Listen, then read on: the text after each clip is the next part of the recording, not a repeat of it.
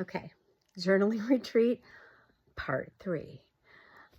This part is about gratitude journaling. I feel like this is maybe one of the easiest ones. We read Philippians 4:4-9. Starts off with rejoice in the Lord always, and I say rejoice. And then it goes into that familiar scripture, whatsoever things are true and right and noble and good and praiseworthy, think on these things.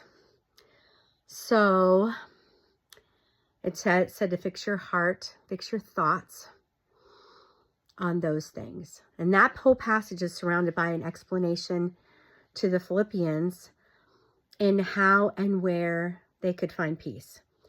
So part of receiving peace from God includes us doing our part and thinking on these good things.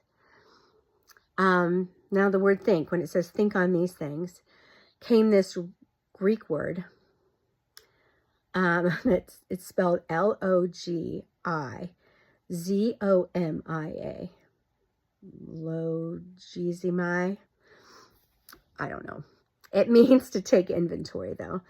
It's translated number, reckon, account, weigh, determine, reason, consider, meditate on. So take inventory of all the praiseworthy things in your life and meditate on his goodness. That word, reasoned, comes from the Greek word logizomai, which describes the way we carefully consider the facts before we make a decision.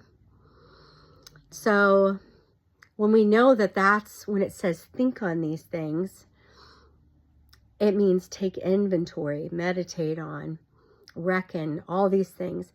It changes our definition a little bit of think on these things, meditate on these things, calculate these things, consider these things, reason these things, weigh these things. It's way more analytical than what I thought, way more left-brained. It's not just these little thought bubbles coming up, Pollyanna style, like think positive thoughts or positive vibes. It's like God saying, study them, weigh them out, notice them, and notice the evidence of me. I'm everywhere. Don't you see me?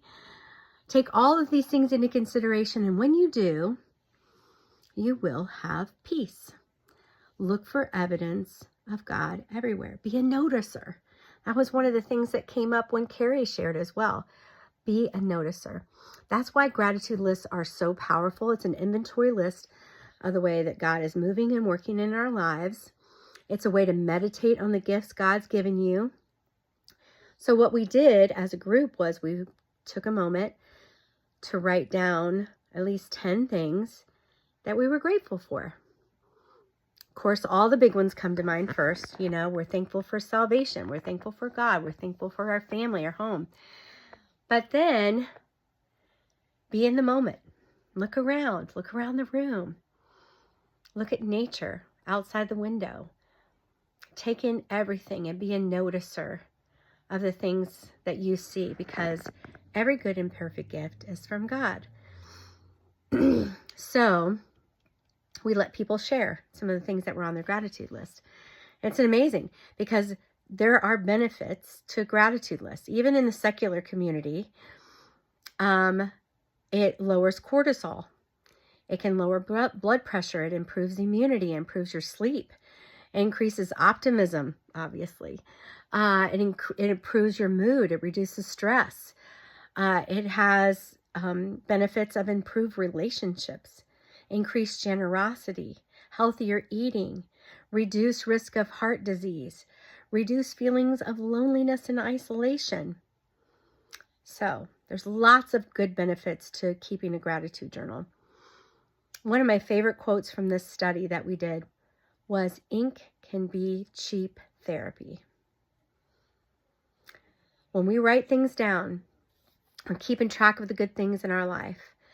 It can be cheap therapy because it reminds us of what God is doing, what he's done in the past, what he will continue to do for us in the future. All right, write down some things you're grateful for.